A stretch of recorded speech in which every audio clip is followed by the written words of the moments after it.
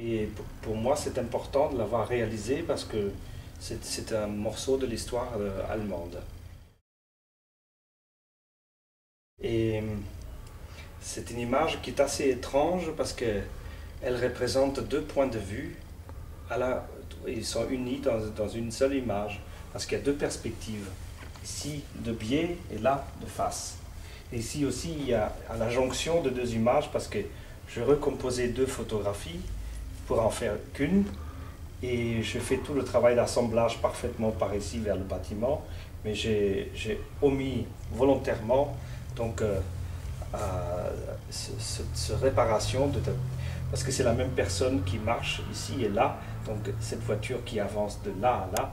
Alors il y a aussi un espace-temps que c'est un petit peu une référence au cinéma également. Oui, je l'ai mis à côté d'une image qui est le Jarret, qui est un quartier qui s'est développé beaucoup dans les années 50, donc après la guerre, à Marseille, et qui est pour moi quand même un endroit un peu ingrat, mais en même temps, tel que je l'ai photographié, c'est pour moi quelque chose de très magmatique, c'est du magma, c'est comme ça montre que la construction urbaine, en fait, elle bouge imperceptiblement sans arrêt.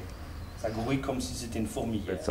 J'ai mis ce paysage berlinois à côté de Marseille pour rendre plus évident donc, le rapport qu'il y a pour moi entre Marseille et Berlin, qui sont tous les deux des villes un peu d'expérimentation et de pool de recherche. En fait, c'est un melting pot dans les deux cas.